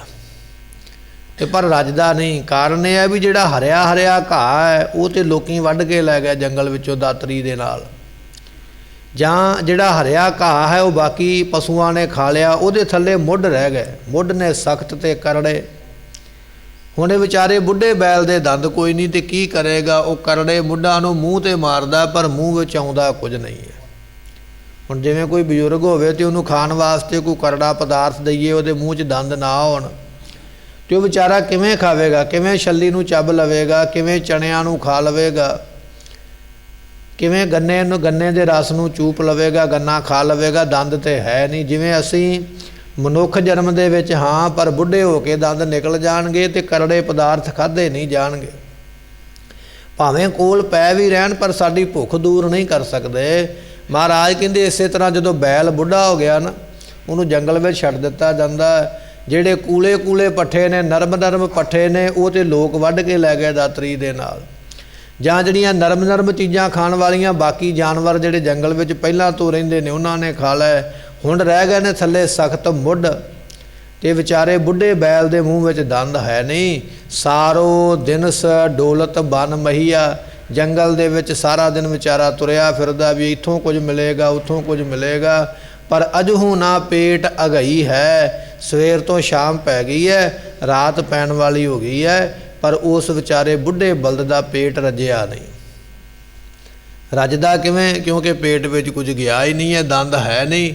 ਕਰੜੀ ਤੇ ਸਖਤ ਚੀਜ਼ ਖਾ ਨਹੀਂ ਸਕਦਾ ਤੇ ਪੁੱਲੀਆਂ ਚੀਜ਼ਾਂ ਲੋਕਾਂ ਨੇ ਜਾਂ ਵੱਢ ਲਈਆਂ ਜਾਂ ਦੂਜੇ ਜਾਨਵਰ ਖਾ ਗਏ। ਸਤਿਗੁਰੂ ਪਾਤਸ਼ਾਹ ਕਹਿੰਦੇ ਐਸੀ ਹਾਲਤ ਹੋ ਜਾਂਦੀ ਹੈ, ਸਾਰਾ ਦਿਨ ਫਿਰ ਚੱਕਰ ਕੱਢਦਾ ਰਹਿੰਦਾ ਜੰਗਲ ਦੇ ਪਰ ਰੱਜਦਾ ਨਹੀਂ ਹੈ, ਫਿਰ ਵੀ ਭੁੱਖਾ ਰਹਿ ਜਾਂਦਾ ਹੈ। ਜਨ ਭਗਤਨ ਕੋ ਕਹੋ ਨਾ ਮਾਨੋ, ਕੀਓ ਆਪਣੋ ਪਈ ਹੈ। ਪਾਤਸ਼ਾਹ ਕਹਿਣ ਲੱਗੇ ਜਿਹੜੇ ਲੋਕ ਭਗਤਾਂ ਦਾ, ਗੁਰਮੁਖਾਂ ਦਾ, ਸਾਧੂਆਂ ਦਾ, ਰੱਬ ਦੀ ਬੰਦਗੀ ਕਰਨ ਵਾਲਿਆਂ ਦਾ ਕਹਿਆ ਨਹੀਂ ਨਾ ਮੰਨਦੇ ਵੀ ਮੈਂ ਬੜਾ ਸਿਆਣਾ। ਸਾਡੇ ਵਿੱਚ ਇਹ ਬੜੀ ਵੱਡੀ ਇੱਕ ਘਾਟ ਪੈ ਗਈ ਹੈ ਵੀ ਅਸੀਂ ਗੁਰੂ ਦੀ ਗੱਲ ਮੰਨਣ ਤੋਂ ਪਹਿਲਾਂ ਕਹਿੰਦੇ ਹਾਂ ਵੀ ਮੈਂ ਹੀ ਸਿਆਣਾ, ਮੈਨੂੰ ਸਭ ਪਤਾ, ਗੁਰੂ ਦੀ ਗੱਲ ਸੁਣਨ ਦੀ ਲੋੜ ਹੀ ਨਹੀਂ ਹੈ। ਸਤਿਗੁਰੂ ਪਾਤਸ਼ਾਹ ਕਹਿਣ ਲੱਗੇ ਜਿਹੜੇ ਗੁਰਬਾਣੀ ਦੀ ਗੱਲ ਨਹੀਂ ਸੁਣਦੇ, ਜਿਹੜੇ ਕਿਸੇ ਪੁੱਜੇ ਹੋਏ ਮਹਾਤਮਾ ਦੀ ਗੱਲ ਨਹੀਂ ਸੁਣਦੇ, ਜਿਹੜੇ ਗੁਰੂ ਦੇ ਸਿਧਾਂਤ ਮੁਤਾਬਕ ਨਹੀਂ ਨਾ ਚੱਲਦੇ, ਜਨ ਭਗਤਨ ਕੋ ਕਹੋ ਨਾ ਮਾਨੋ, ਨਹੀਂ ਮੰਨਦੇ ਭਗਤਾਂ ਗੁਰਮੁਖਾਂ ਦਾ, ਨਾਮ ਜਪਣ ਵਾਲਿਆਂ ਦਾ ਕਹਿਆ ਕਿ ਉਹ ਆਪਣੋ ਪਈ ਹੈ। ਜੋ ਤੂੰ ਕੀਤਾ ਨਾ ਤੈਨੂੰ ਭੋਗਣਾ ਫਿਰ ਪਵੇਗਾ, ਫਿਰ ਮਾਰ ਹੀ ਪੈਣੀ ਉਸ ਬਲਦ ਦੇ ਵਾਂਗ। ਹੁਣ ਕਬੀਰ ਸਾਹਿਬ ਨੇ ਆਖਿਆ ਸੀ ਨਾ ਵੀ ਭਾਈ ਤੂੰ ਬੰਦਗੀ ਕਰਿਆ ਕਰ, ਤੂੰ ਇਹਨਾਂ ਦੇ ਘਰ ਦਾ ਅੰਨ ਖਾਂਦਾ ਤੇ ਬੰਦਗੀ ਕਰ ਤਾਂ ਸਫਲਾ ਹੋਣਾ। ਤੇ ਕਹਿਣ ਲੱਗਾ ਕਬੀਰ ਸਾਹਿਬ ਨੂੰ ਵੀ ਜਾ ਭਾਜੋ ਜਿੱਧਰੋਂ ਆਏ, ਜੇ ਮੈਂ ਨਹੀਂ ਤੁਹਾਡੀ ਗੱਲ ਮੰਨਦਾ। ਤੇ ਜੇ ਨਹੀਂ ਗੱਲ ਮੰਨੀ ਹੈ ਤੇ ਬੈਲ ਬਣਿਆ, ਮਾਰ ਵੀ ਖਾਧੀ ਹੈ। ਪਾਤਸ਼ਾਹ ਕਹਿਣ ਲੱਗੇ ਇਸ ਤਰ੍ਹਾਂ ਦੇ ਕਈ ਲੋਕ ਨੇ ਜਿਹੜੇ ਕਹਿੰਦੇ ਵੀ ਅਸੀਂ ਗੁਰੂ ਦੀ ਗੱਲ ਨਹੀਂ ਮੰਨਦੇ, ਜਾਂ ਅਸੀਂ ਗੁਰੂ ਵਾਲੇ ਕਿਸੇ ਸਿੱਖ ਦੀ ਗੱਲ ਨਹੀਂ ਮੰਨਦੇ, ਅਸੀਂ ਤੇ ਮਰਜ਼ੀ ਕਰਦੇ ਹਾਂ। ਤੇ ਪਾਤਸ਼ਾਹ ਕਹਿਣ ਲੱਗੇ ਜਨ ਭਗਤਨ ਕੋ ਕਹੋ ਨਾ ਮਾਨੋ, ਜੇ ਭਗਤਾਂ ਦਾ, ਗੁਰਮੁਖਾਂ ਦਾ, ਰੱਬੀ ਰੂਹ ਦਾ ਕਹਿਆ ਨਹੀਂ ਨਾ ਮੰਨਿਆ, ਬਚਨ ਨਹੀਂ ਮੰਨਿਆ, ਤੇ ਫਿਰ ਕੀਓ ਆਪਣੋ ਪਈ ਹੈ। ਜਿਵੇਂ ਦਾ ਤੂੰ ਕੀਤਾ ਹੈ ਨਾ ਉਵੇਂ ਦਾ ਫਲ ਤੈਨੂੰ ਭੋਗਣਾ ਪੈਣਾ ਹੈ। ਜਿਹੋ ਜਿਹਾ ਚੰਗਾ ਮਾੜਾ ਤੂੰ ਕਰਮ ਕਰਦਾ ਪਿਆ, ਹੁਣ ਤੇ ਆਖੇ ਨਹੀਂ ਲੱਗਦਾ ਵੀ ਮੈਂ ਬੜਾ ਸਿਆਣਾ ਹਾਂ, ਮੈਂ ਚੁਗਲੀ ਵੀ ਕਰ ਲੈਂਦਾ, ਮੈਂ ਇਸੇ ਤਰ੍ਹਾਂ ਕਿਸੇ ਦਾ ਮਾੜਾ ਵੀ ਕਰ ਲੈਂਦਾ, ਮੈਂ ਕਿਸੇ ਨੂੰ ਦੁੱਖ ਵੀ ਦੇ ਦਿੰਦਾ, ਮੇਰਾ ਕਿਸੇ ਨੂੰ ਪਤਾ ਕੋਈ ਨਹੀਂ ਲੱਗਦਾ। ਪਰ ਮਹਾਰਾਜ ਕਹਿਣ ਲੱਗੇ ਭਾਈ ਪਿਆਰਿਆ, ਜਿਹੜਾ ਤੂੰ ਕਰਦਾ ਪਿਆ ਰੱਬ ਤੇ ਵੇਖਦਾ ਪਿਆ, ਤੇਰੇ ਕੀਤੇ ਦਾ ਫਲ ਤੈਨੂੰ ਮਿਲਣਾ ਹੈ। ਇਸ ਕਰਕੇ ਇਹਨਾਂ ਗੁਨਾਹਾਂ ਨੂੰ ਛੱਡ ਕੇ, ਇਹ ਲੂੰਬੜ ਚਾਲਾਂ ਛੱਡ ਕੇ ਰੱਬ ਦੀ ਬੰਦਗੀ ਕਰ ਜਿਹੜੀ ਕੀਤੀ ਜਾ ਸਕਦੀ ਹੈ, ਜਿਹਨੇ ਤੈਨੂੰ ਛਡਾਉਣਾ ਹੈ। ਪਰ ਜੇ ਬਚਨ ਨਹੀਂ ਮੰਨੇਗਾ ਤੇ ਫਿਰ ਜਿਹੜਾ ਤੂੰ ਕਰਦਾ ਪਿਆ ਨਾ ਉਹ ਰੱਬ ਤੇ ਵੇਖਦਾ ਪਿਆ ਹੈ। ਸਦ ਸੁਣਦਾ ਸਦ ਵੇਖਦਾ ਕਿਉਂ ਮੁੱਕਰ ਪਿਆ ਜਾਏ। ਬੰਦੇ ਅੱਗੇ ਅਸੀਂ ਮੁੱਕਰ ਜਾਵਾਂਗੇ। ਮੈਂ ਤੇ ਇਹ ਗੱਲ ਕਹੀ ਨਹੀਂ, ਤੈਨੂੰ ਕਿਹਨੇ ਕਹੀ ਹੈ? ਕਿਉਂਕਿ ਬੰਦੇ ਨੇ ਸੁਣੀ ਨਹੀਂ ਨਾ, ਤੇ ਅਸੀਂ ਮੁੱਕਰ ਗਏ। ਜੇ ਕਿਸੇ ਨੇ ਆਖਿਆ ਮੈਂ ਤੈਨੂੰ ਖਲੋਤਾ ਉੱਥੇ ਵੇਖਿਆ ਸੀ, ਕਹਿਣ ਲੱਗਾ ਨਹੀਂ ਤੈਨੂੰ ਭੁਲੇਖਾ ਪੈ ਗਿਆ, ਮੈਂ ਤੇ ਉੱਥੇ ਹੈ ਹੀ ਨਹੀਂ, ਤੂੰ ਨਹੀਂ ਮੈਨੂੰ ਵੇਖਿਆ, ਕਿਸੇ ਹੋਰ ਨੂੰ ਵੇਖਿਆ ਹੋਣਾ। ਆਪਣੇ ਗੁਨਾਹ ਨੂੰ ਛੁਪਾਉਣ ਵਾਸਤੇ ਮੈਂ ਉੱਥੇ ਨਹੀਂ ਸੀ, ਆਪਣੇ ਗੁਨਾਹ ਨੂੰ ਛੁਪਾਉਣ ਵਾਸਤੇ ਇਹ ਗੱਲ ਮੈਂ ਆਖੀ ਨਹੀਂ ਹੈ, ਬੰਦਾ ਇਹ ਗੱਲ ਕਹਿੰਦਾ। ਪਰ ਮਹਾਰਾਜ ਕਹਿਣ ਲੱਗੇ ਸਦ ਸੁਣਦਾ। ਪਰਮੇਸ਼ਰ ਨੂੰ ਇਹ ਗੱਲ ਨਹੀਂ ਕਹੀ ਜਾਣੀ ਵੀ ਤੁਸੀਂ ਤੇ ਪਰਮੇਸ਼ਰ ਜੀ ਉੱਥੇ ਹੈ ਹੀ ਨਹੀਂ ਸੀ ਜਿੱਥੇ ਮੈਂ ਗੱਲ ਕੀਤੀ ਹੈ, ਕਿਉਂਕਿ ਉਹ ਤੇ ਘਟ ਘਟ ਮੈਂ ਹਰ ਜੂ ਬਸੈ। ਤੇਰੇ ਅੰਦਰ ਵੀ ਬੈਠਾ ਹੋਇਆ ਤੇ ਬਾਹਰ ਵੀ, ਜਿੱਥੇ ਤੂੰ ਖਲੋਤਾ ਉੱਥੇ ਵੀ ਉਹ ਸੁਣਦਾ ਪਿਆ। ਜਦੋਂ ਰੱਬ ਨੇ ਆਖਿਆ ਤੂੰ ਆਹ ਗੁਨਾਹ ਕੀਤਾ ਤੇ ਤੂੰ ਇਹ ਨਹੀਂ ਕਹਿ ਸਕਦਾ ਵੀ ਮੈਂ ਨਹੀਂ ਕੀਤਾ, ਕਿਉਂਕਿ ਉਹ ਉੱਥੇ ਵੇਖਦਾ ਪਿਆ, ਉੱਥੇ ਹੀ ਮੌਜੂਦ ਹੈ। ਸਦ ਸੁਣਦਾ, ਸਦ ਵੇਖਦਾ, ਕਿਉਂ ਮੁੱਕਰ ਪਿਆ ਜਾਏ। ਉਹਦੇ ਅੱਗੇ ਮੁੱਕਰਿਆ ਨਹੀਂ ਜਾਣਾ। ਬੰਦੇ ਅੱਗੇ ਤੇ ਮੁੱਕਰ ਜਾਵੇਂਗਾ ਵੀ ਆਹ ਗੱਲ ਮੈਂ ਨਹੀਂ ਆਖੀ ਹੈ, ਜਾਂ ਆਹ ਮਾੜਾ ਕਰਮ ਮੈਂ ਨਹੀਂ ਕੀਤਾ। ਕਰ ਵੀ ਲੈਂਦਾ ਪਰ ਹੁਣ ਡਰਦਾ ਵੀ ਹੈ ਵੀ ਮੈਂ ਕੀ ਦੱਸਾਂ। ਸਤਿਗੁਰੂ ਪਾਤਸ਼ਾਹ ਕਹਿਣ ਲੱਗੇ, ਜੇ ਇਸ ਵੇਲੇ ਤੂੰ ਗੁਰੂ ਦੇ ਬਚਨ ਨੂੰ ਮੰਨ ਕੇ ਨਹੀਂ ਚੱਲੇਗਾ ਕਿ ਉਹ ਆਪਣੋਂ ਪਈ ਹੈ, ਜਿਵੇਂ ਦੇ ਕਰਮ ਕਰਦਾ ਪਿਆ ਇਹਨਾਂ ਦਾ ਫਲ ਅੱਜ ਨਹੀਂ ਤੇ ਕੱਲ੍ਹ ਭੋਗਣ ਵਾਸਤੇ ਵੀ ਤਿਆਰ ਰਹੋ। ਉਹ ਤੈਨੂੰ ਆਪਣੇ ਕੀਤੇ ਦਾ ਆਪ ਫਲ ਭੋਗਣਾ ਪੈਣਾ ਹੈ। ਦੁਖ ਸੁਖ ਕਰਤ ਮਹਾ ਪ੍ਰੰਬੁਡੋ ਅਨਕ ਜੋਨ ਭਰਮਈ ਹੈ। ਗੁਰੂ ਪਾਤਸ਼ਾਹ ਕਹਿਣ ਲੱਗੇ, ਬੜੇ ਵੱਡੇ ਭਰਮ ਦੇ ਵਿੱਚ ਬੰਦਾ ਪਿਆ ਹੋਇਆ ਤੇ ਉਹ ਭਰਮ ਦੇ ਵਿੱਚ ਲੱਗਣ ਕਰਕੇ ਦੁੱਖ ਤੇ ਸੁੱਖ ਦੇ ਵਿੱਚ ਹਰ ਵੇਲੇ ਭਰਮਦਾ ਰਹਿੰਦਾ।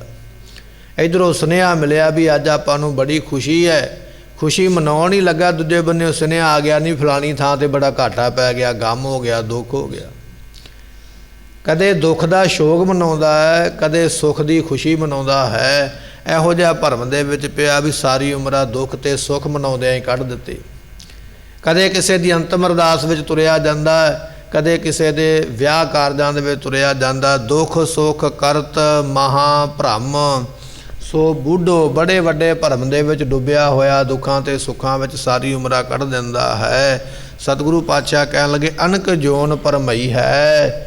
ਅਨੇਕਾਂ ਜੂਨਾਂ ਦੇ ਵਿੱਚ ਆਉਣ ਦਾ ਚੱਕਰ ਲਾਉਣ ਦਾ ਕਾਰਨ ਬਣ ਜਾਂਦਾ, ਅਨੇਕਾਂ ਜਨਮਾਂ ਵਿੱਚ ਭਰਮਦਾ ਹੈ। ਰਤਨ ਜਨਮ ਖੋਇਓ ਪ੍ਰਭ ਬਿਸਰਿਓ, ਇਹੋ ਅਵਸਰ ਕਤ ਪਈ ਹੈ। ਜਨਮ ਸੀ ਨਾ ਗੁਰਮੁਖੋ, ਰਤਨ ਤੋਂ ਵੀ ਕਿਤੇ ਭਾਰੀ ਅਮੁੱਲਕ ਹੈ। ਰਤਨ ਤੇ ਫਿਰ ਵੀ ਹੋ ਸਕਦਾ ਕਿਸੇ ਕੋਲ ਬਹੁਤੀ ਮਾਇਆ ਹੋਵੇ ਤੇ ਖਰੀਦ ਲਵੇ, ਪਰ ਇਹ ਮਨੁੱਖਾ ਜਨਮ ਨੂੰ ਖਰੀਦਿਆ ਨਹੀਂ ਜਾਣਾ। ਜਿੰਨੀ ਮਰਜ਼ੀ ਮਾਇਆ ਕੋਲ ਹੈ, ਜਿੱਡਾ ਮਰਜ਼ੀ ਵਪਾਰੀ ਹੈ, ਜਿੰਨਾ ਮਰਜ਼ੀ ਉਹ ਸੰਸਾਰ ਦਾ ਆਖੇ ਵੀ ਮੈਂ ਸਭ ਤੋਂ ਅਮੀਰ ਆਦਮੀ ਹਾਂ, ਪਰ ਇਹ ਸਰੀਰ ਖਰੀਦਿਆ ਨਹੀਂ ਜਾਂਦਾ। ਜੇ ਖਰੀਦਿਆ ਬਚਾਇਆ ਜਾਂਦਾ ਹੋਵੇ ਤੇ ਅਮੀਰ ਲੋਕਾਂ ਨੂੰ ਕਦੇ ਮੌਤ ਨਾ ਆਵੇ। ਜਿਨ੍ਹਾਂ ਨੇ ਖੁਦ ਹਸਪਤਾਲ ਬਣਾ ਕੇ ਦਾਨ ਕੀਤੇ ਨੇ ਉਹਨਾਂ ਨੂੰ ਮੌਤ ਤੇ ਆਵੇ ਹੀ ਨਾ, ਕਿਉਂਕਿ ਉਹ ਅਮੀਰ ਬੜੇ ਨੇ, ਧਨ ਬੜਾ ਕੋਲ। ਸਤਿਗੁਰੂ ਪਾਤਸ਼ਾਹ ਕਹਿਣ ਲੱਗੇ, ਰਤਨ ਜਨਮ ਖੋਇਓ ਪ੍ਰਭ ਬਿਸਰਿਓ। ਜਿਨ੍ਹਾਂ ਨੂੰ ਰੱਬ ਬਿਸਰ ਗਿਆ, ਭੁੱਲ ਗਿਆ, ਉਹਨਾਂ ਨੇ ਮਨੁੱਖਾ ਜਨਮ ਐਵੇਂ ਖੋ ਦਿੱਤਾ, ਗਵਾ ਦਿੱਤਾ ਹੈ। ਤੇ ਪਾਤਸ਼ਾਹ ਕਹਿਣ ਲੱਗੇ, ਇਹ ਅਵਸਰ ਕਤ ਪਈ ਹੈ, ਇਹ ਦੁਬਾਰਾ ਮੌਕਾ ਨਹੀਂ ਜੇ ਮਿਲਣਾ। ਇਹ ਗਰੰਟੀ ਵਾਰੰਟੀ ਕੋਈ ਨਹੀਂ ਹੈ ਸਾਡੇ ਕੋਲ ਵੀ ਇਸ ਵਾਰੀ ਮਨੁੱਖਾ ਜਨਮ ਨਿਕਲ ਗਿਆ ਤੇ ਅਗਲੀ ਵਾਰੀ ਫਿਰ ਅਸੀਂ ਬੰਦੇ ਬਣ ਕੇ ਦੁਨੀਆ ਤੇ ਆਵਾਂਗੇ, ਨਹੀਂ। ਇਹ ਅਵਸਰ ਇੱਕ ਵਾਰੀ ਨਿਕਲ ਗਿਆ ਤੇ ਫਿਰ ਪਤਾ ਨਹੀਂ ਲੱਖਾਂ ਕੇ ਕਰੋੜਾਂ ਸਾਲ ਇਹਦਾ ਇੰਤਜ਼ਾਰ ਕਰਨਾ ਪਵੇਗਾ ਸਰੀਰ ਦਾ। ਕਿੰਨੇ ਜਨਮਾਂ ਦੇ ਚੱਕਰ ਲਾ ਕੇ ਫਿਰ ਕਿਤੇ ਮਨੁੱਖਾ ਜਨਮ ਮਿਲੇ ਕਿ ਪਤਾ ਨਹੀਂ, ਨਾ ਮਿਲੇ ਇਹ ਵੀ ਕੋਈ ਪਤਾ ਨਹੀਂ ਹੈ। ਜੇ ਇੱਕ ਵਾਰੀ ਅਵਸਰ ਚਲਾ ਗਿਆ, ਮੌਕਾ ਚਲਾ ਗਿਆ, ਦੁਬਾਰਾ ਹੱਥ ਨਹੀਂ ਆਉਣਾ ਹੈ। ਪਰਮਤ ਫਿਰਤ ਤਿਲ ਕੇ ਕਪਜੋ, ਗਤ ਬਿਨ ਰਹਿਣ ਬਿਹਈਆ। ਗੁਰੂ ਪਾਤਸ਼ਾਹ ਕਹਿਣ ਲੱਗੇ, ਬੰਦਿਆ ਤੇਰੀ ਹਾਲਤ ਇਸ ਤਰ੍ਹਾਂ ਦੀ ਹੈ। ਕਪ ਨਾਮ ਤੇਲੀ ਦਾ। ਕਹਿਣ ਲੱਗੇ ਵੀ ਤੇਲੀ ਦਾ ਬਲਦ ਕੋਲੂ ਤੇ ਜੋ ਲੈਂਦਾ ਤੇ ਉਹਦੀਆਂ ਅੱਖਾਂ ਦੇ ਉੱਪਰ ਪਰਦਾ ਪਾ ਦਿੰਦਾ, ਖੋਪੇ ਲਾ ਦਿੰਦਾ। ਬਲਦ ਵਿਚਾਰਾ ਸਾਰੀ ਰਾਤ ਕੋਲੂ ਦੇ ਚੱਕਰ ਕੱਟਦਾ ਰਹਿੰਦਾ ਤੇ ਮਨ ਵਿੱਚ ਸੋਚਦਾ ਵੀ ਮੈਂ ਤੇ ਬੜੀ ਦੂਰ ਆ ਗਿਆ ਹੋਵਾਂਗਾ। ਤੇ ਜਦੋਂ ਦਿਨ ਚੜ੍ਹਦਾ ਉਹਦੀਆਂ ਅੱਖਾਂ ਦੇ ਖੋਪੇ ਲਾਏ ਜਾਂਦੇ ਤੇ ਕੀ ਵੇਖਦਾ, ਮੈਂ ਤੇ ਉੱਥੇ ਹੀ ਹਾਂ ਜਿੱਥੇ ਰਾਤ ਸੀਗਾ। ਸਾਰੀ ਰਾਤ ਤੁਰਿਆ ਵੀ, ਪੈਂਡਾ ਵੀ ਤੈਅ ਨਹੀਂ ਕੀਤਾ। ਸਤਿਗੁਰੂ ਪਾਤਸ਼ਾਹ ਕਹਿਣ ਲੱਗੇ, ਭਾਈ ਜਿਸ ਤਰ੍ਹਾਂ ਉਹ ਕੋਲੂ ਦਾ ਬਲਦ, ਤੇਲੀ ਦਾ ਬਲਦ ਸਾਰੀ ਰਾਤ ਤੁਰਿਆ ਤੇ ਜ਼ਰੂਰ ਹੈ ਪਰ ਸਫ਼ਰ ਤੈਅ ਨਹੀਂ ਕਰ ਸਕਿਆ, ਇਸੇ ਤਰ੍ਹਾਂ ਬੰਦਿਆ ਇਹ ਤੇਰੀ ਜਿਹੜੀ ਉਮਰਾਂ ਦੀ ਰਾਤ ਹੈ ਨਾ, ਸਾਰੀ ਰਾਤ ਉਮਰਾਂ ਜਿਹੜੀ ਹੈ ਸਵੇਰ ਤੋਂ ਲੈ ਕੇ ਸ਼ਾਮ ਤੱਕ ਚੱਲਦਾ, ਸ਼ਾਮ ਨੂੰ ਫਿਰ ਚੱਲਦਾ ਸਵੇਰ ਤੱਕ। ਪਰ ਚੱਲਦਾ ਕਾਹਦੇ ਵਾਸਤੇ ਹੈ? ਸੰਸਾਰ ਦਾ ਹੀ ਚੱਕਰ ਲਾਉਂਦਾ, ਰਿਸ਼ਤੇਦਾਰੀਆਂ ਦਾ ਚੱਕਰ ਲਾਉਂਦਾ, ਕੰਮਕਾਰ ਦਾ ਚੱਕਰ ਲਾਉਂਦਾ, ਪਰ ਰੱਬ ਦੀ ਪ੍ਰਾਪਤੀ ਦਾ ਰਸਤਾ ਇੱਕ ਪੈਂਡਾ ਵੀ ਤੈਅ ਨਹੀਂ ਹੋਇਆ। ਬਲਦ ਸਾਰੀ ਰਾਹ ਚੱਲਿਆ ਜ਼ਰੂਰ ਹੈ ਪਰ ਦਿਨ ਚੜ੍ਹਦੇ ਨੂੰ ਇੱਕ ਕੋਈ ਵੀ ਸਫ਼ਰ ਤੈਅ ਨਹੀਂ ਕਰ ਸਕਿਆ, ਉੱਥੇ ਹੀ ਗੋਲ ਗੋਲ ਘੁੰਮਦਾ ਰਿਹਾ। ਪਾਤਸ਼ਾਹ ਕਹਿਣ ਲੱਗੇ, ਤੇਰੀ ਉਮਰਾਂ ਜਿਹੜੀ ਹੈ ਨਾ, इस उम्रा दे विच चक्कर ते बड़े लाए, मेरा फलाना रिश्तेदार विदेश बैठा, मैं उहदे कोल चलिया, चक्कर ते ला आया।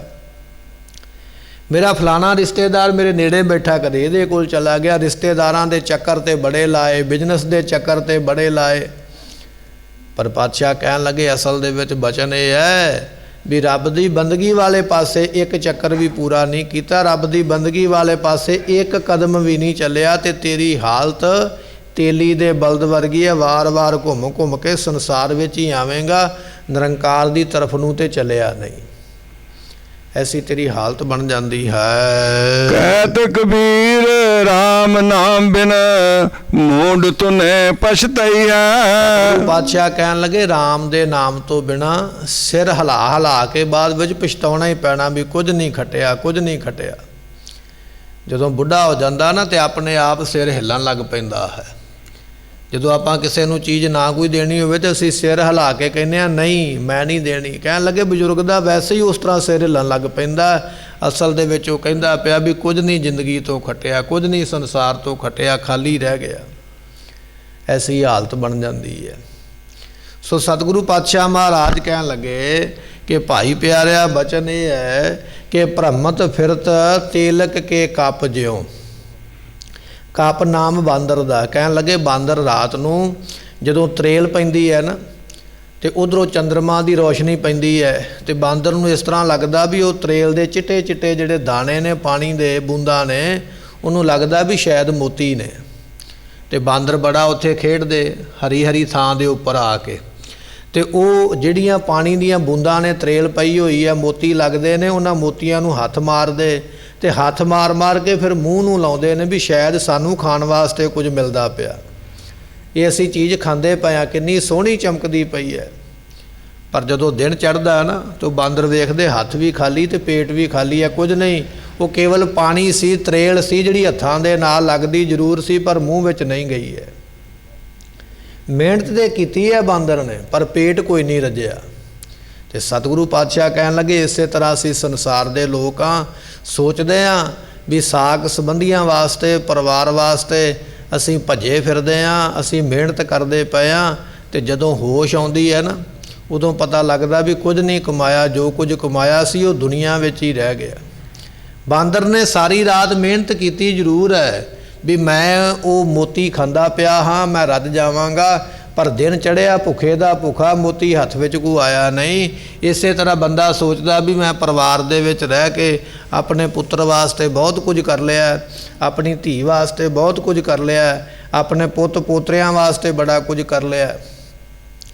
पर जदों जाग आवेगी ना, जदों ज्ञान आवेगा, समझ आवेगी गुरु दे दसे हुए उपदेश दी, फिर समझ लगना भी मैं तो एवं झूठे पदार्थों के उपर ही हथ फेरदा रहा, सच्चा नाम का पदार्थ तो मेरे को है ही नहीं, मैं खाली रह गया। उस बांदर दे वांग फिर जाके होश आनी है। तो सतगुरु पातशाह कह लगे कहत कबीर राम नाम बिन मूड धुने पुछतई है। रब दे नाम तो बिना तो सिर हिला हिला के पछतावेंगा जरूर, पर प्राप्ति कोई नहीं, खाली रह जाएगा। समय की समाप्ति, भुलों की मुआफ़ी, बचन गुरु का जान के हिरदे वसे, भुलों दास दियां जान के मुआफ़ करनियाँ। ये भगतां की बाणी प्रारंभ हुई है। अज